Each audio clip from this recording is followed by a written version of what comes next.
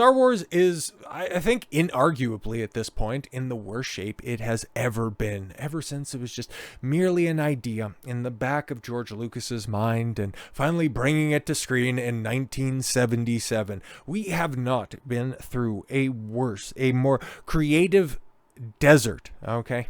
Ideas are kind of like Oasis out there on Tatooine. That's a few and far between they actually are, okay? We've got IP, Tuscans that are out there beating the brakes off of anybody who is dumb enough to get off the beaten track and trying to rob them of any of their own fares in order to try to stay afloat. But as they try to find a way back to the theaters, because if you remember, Rise of Skywalker was the last time that Star Wars has been on the big screen, and that was at the tail end of 2019, and it's not set. It's not, at least at this point in time, which I wouldn't be surprised, even though principal photography has wrapped, I think last month at the tail end of October, it stopped for Mandalorian and Grogu, but that's not coming out until May of 2026. Like, we're going the entire year of 2025 with very little Star Wars content. Now, we're about, 2 or 3 weeks removed from when Skeleton Crew is going to launch, and oh boy, it's really gonna bring people back to the IP that got driven off hugely in the middle of this year with the Acolyte. Remember that Abomination came out this year?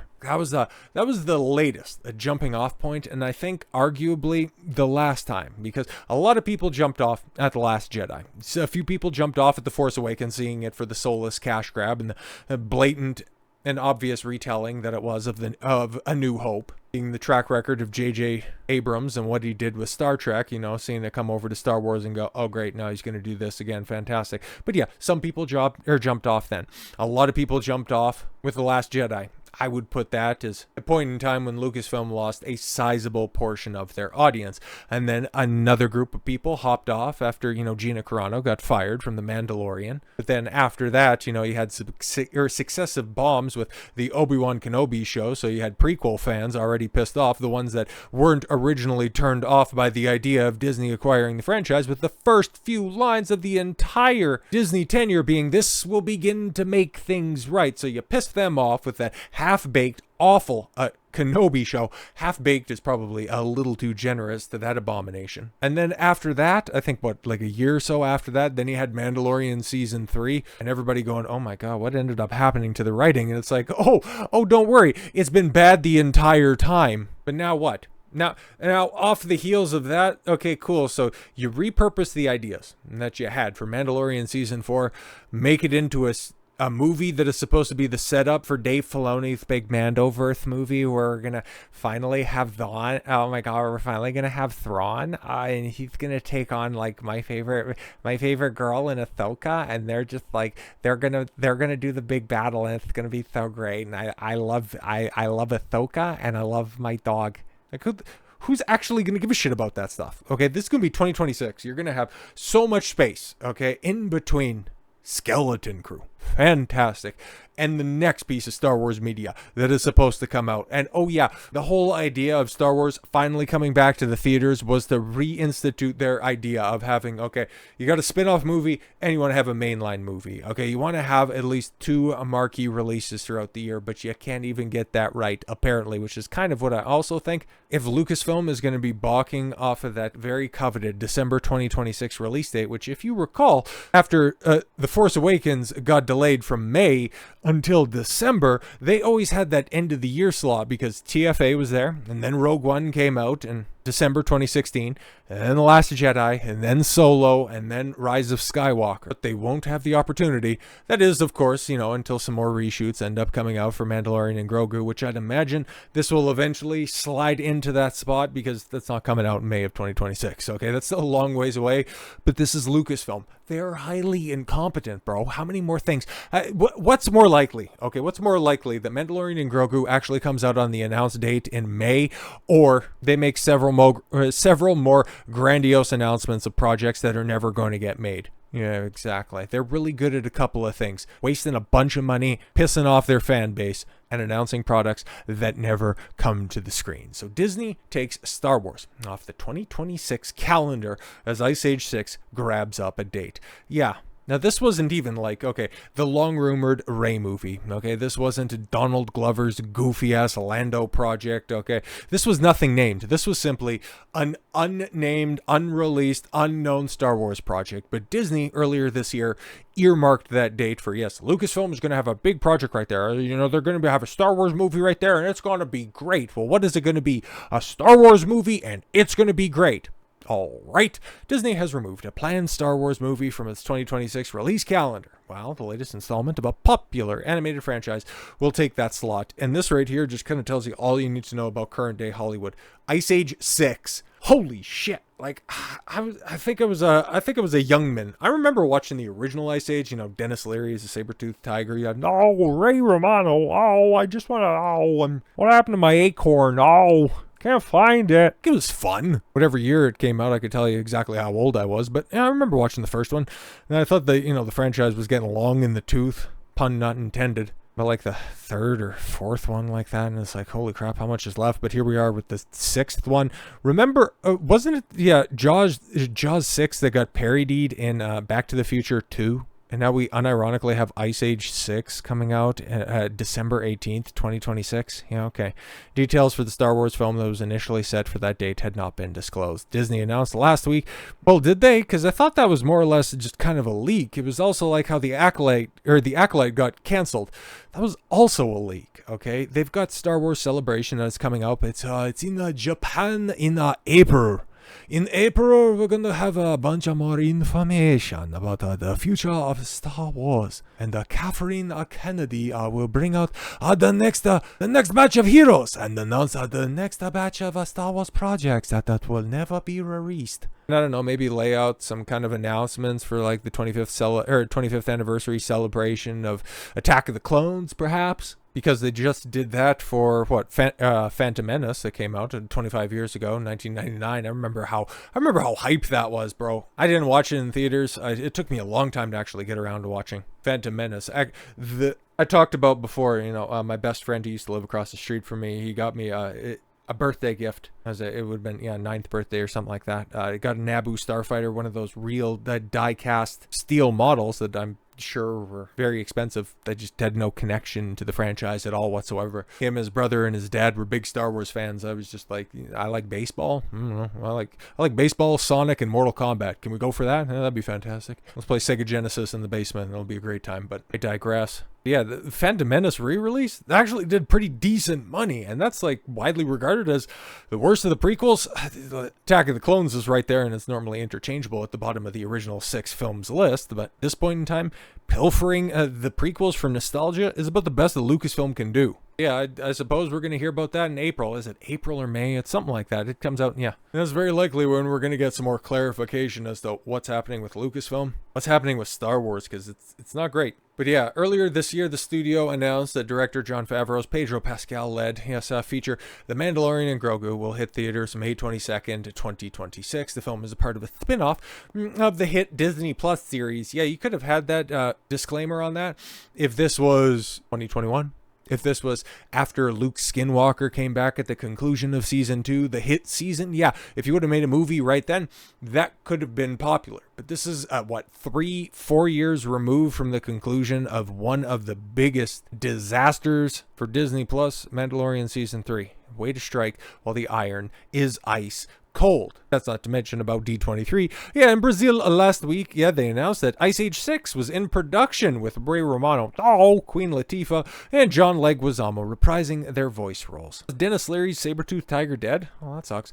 Animated property was acquired as Disney purchased, 21st Century Fox. I was wondering, it's like, is Ice Age actually under that umbrella? I thought it was somebody else. I thought it was DreamWorks. But anyways, Ice Age Collision Course, the 5th installment of the franchise, hit theaters back in July of 2016. God, bro, they're so out of ideas. It surpassed $400 million at the global box office. So yeah, again, that was when, you know, the film, when that franchise, yeah, you were starting to hear the slurpy sound at the bottom of the cup, okay?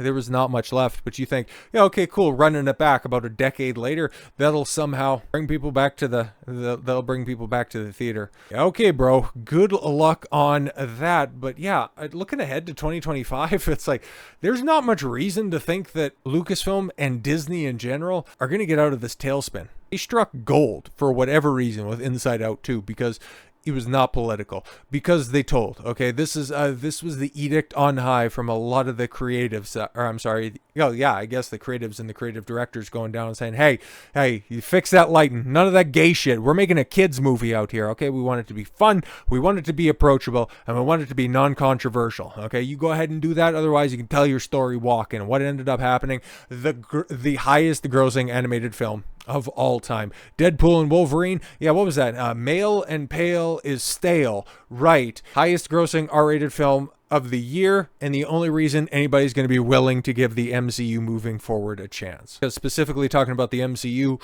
oh yeah, we've got a lot about the short to midterm health of that franchise. I got that in a video that should be coming up very, very soon, within the next couple of days. Might even be next.